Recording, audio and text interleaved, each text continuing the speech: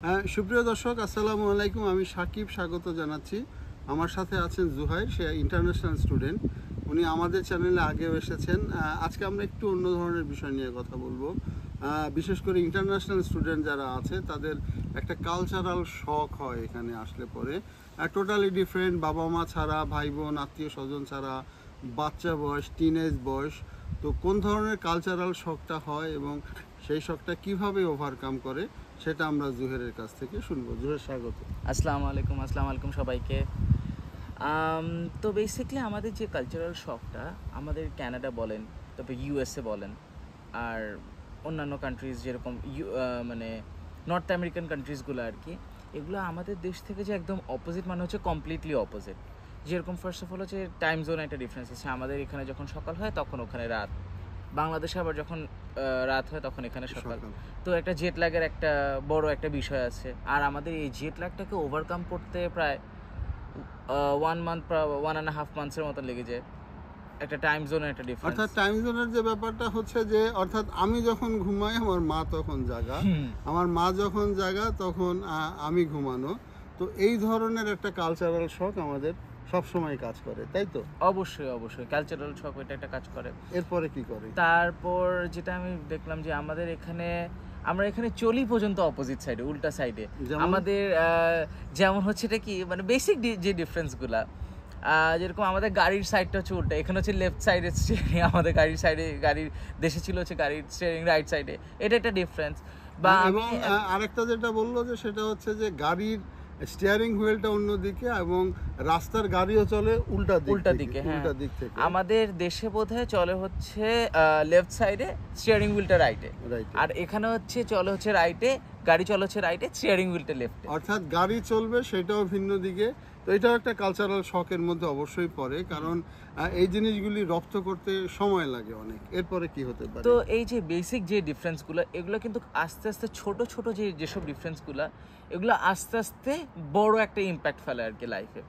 তো আর থার্ড যে জিনিসটা, ওটা হচ্ছে যে আমাদের এই দেশে যেসব জিনিস হচ্ছে লেজিটিমেট, ওই সব জিনিস হচ্ছে আমাদের দেশে ইললেজিটিমেট। মানে ফর এক্সাম্পল আমি বলতে চাচ্ছিলাম যে অ্যাক্সেসিবিলিটিটা যেরকম হচ্ছে, ক্যানাবিস স্টোর থেকে আপনি ক্যানাবিস নিতে পারবেন, কিংবা লিকুয়ার মার্ট থেকে আপনি ওয়াইন কিংবা যেটা আপনার ইচ্ছা, ফেভারিট ড্রিঙ্ক বলেন আপনি, ওগুলো এখানে যে মানে অ্যাক্সেসিবিলিটিটা, ওইটা এই দেশে একটু ইজিয়ার।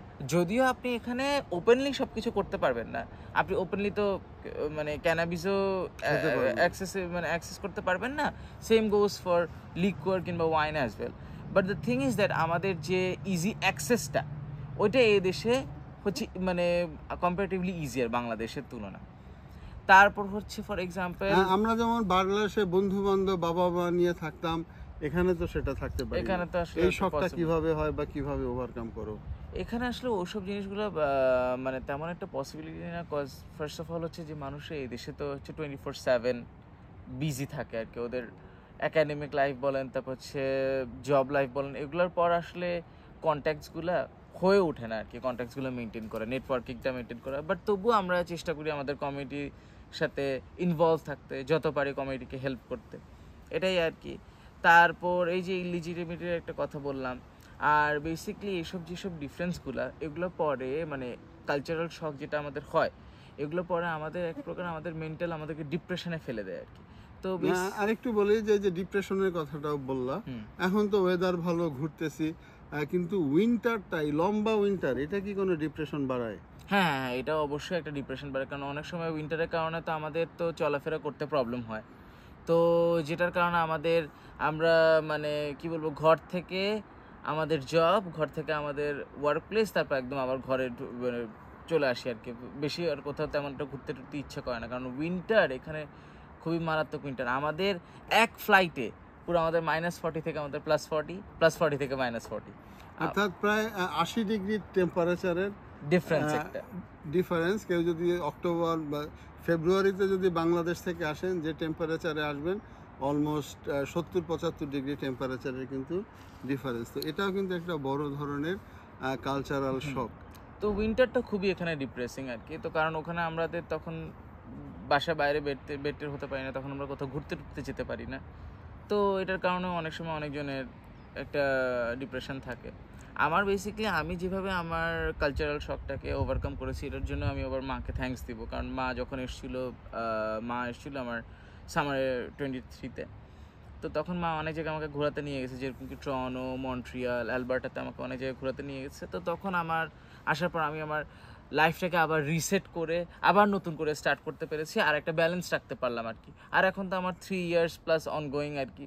3 বছর আমার কানাডাতে ডিসেম্বরে হবে ইনশাল্লাহ। তো আমার আস্তে ধীরে এখন তো বলা গেলে এই দেশটাকে আমার এখন নিজের দেশের মতন মনে তার হয়। মানে তুমি বলতেছো যে অন্তত ফ্যামিলি রিউনিয়নটা একটা প্রয়োজন, সেক্ষেত্রে কালচারাল শখটা পূরণ করা কিছুটা হলেও সম্ভব। হয়তো হলেও তোমার সম্ভব। মা আসছিলেন এখানে, বা যাদের মা আসতে পারেন না বা ভিসা সংক্রান্ত জটিলতা, ফিনান্সিয়াল, তাদের বাচ্চাদের উচিত এনি হাউ এই জায়গা থেকে একটা কাজ বাজ করে পয়সাপাতি কিছু জমিয়ে বাবা মার সাথে ফ্যামিলির সাথে দেখা করা, হ্যাঁ, একটা তাই তো? দেখা করা, কিংবা একটু ধরেন ঘুরতে টুরতে গেলে তখন বা আমার বিভিন্ন জায়গায় যেরকম ঘুরতে যাওয়া।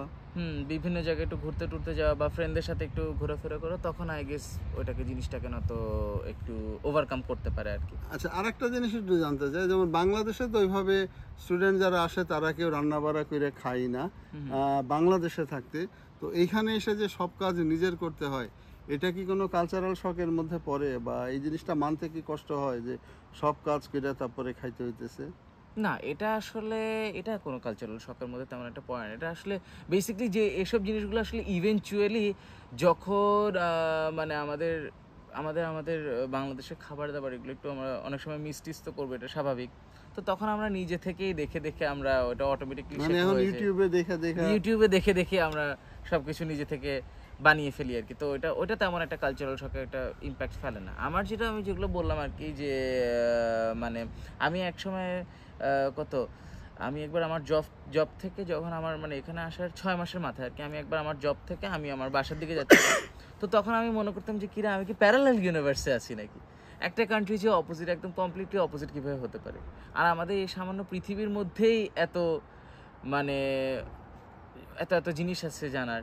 তো পৃথিবীর বাইরেও অনেক মানে আমার চিন্তায় আছে যে কি কি আছে, থাকতে পারে আরেকটু আর কি। জানতে চাই, যেমন এখানে হয়তো সবার ক্ষেত্রে প্রযোজ্য না, অনেক স্টুডেন্টদের পয়সাপাতির একটু স্বল্পতা থাকে, চলতে কষ্ট হয়, ওদের কালচারাল শখটা সম্বন্ধে কি তোমার কোনো ধারণা আছে?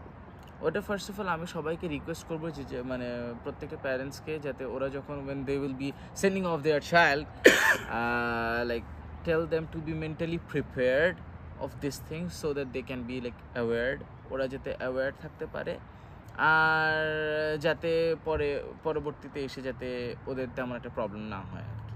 গুড।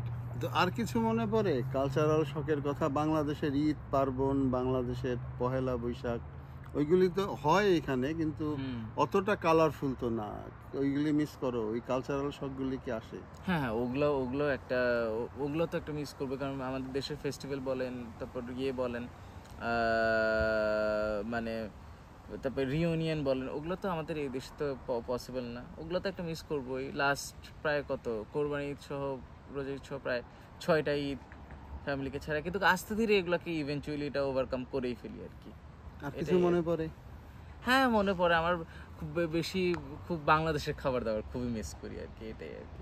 এবারে কিন্তু আবার একটা কথাটা বলি, এখন যেহেতু এই দেশে আমার আস্তে ধীরে তো আমার 3টা বছর হয়ে যাচ্ছে দেখতে দেখতে, তো এখন আমি আবার চিন্তা করি বাংলাদেশে ব্যাক করার, তখন আবার একটা ভয় কাজ করে আর কি, একটা অন্য সেই ধরনের একটা প্রসঙ্গটা ভয়। আমরা যাব না আর।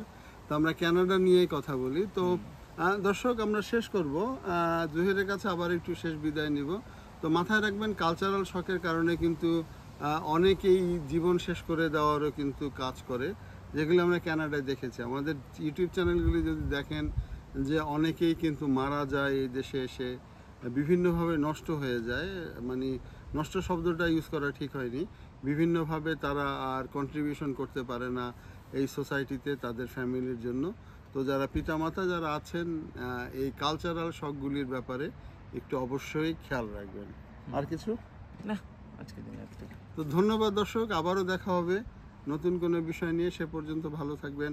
আসসালামু আলাইকুম। আল্লাহ হাফেজ।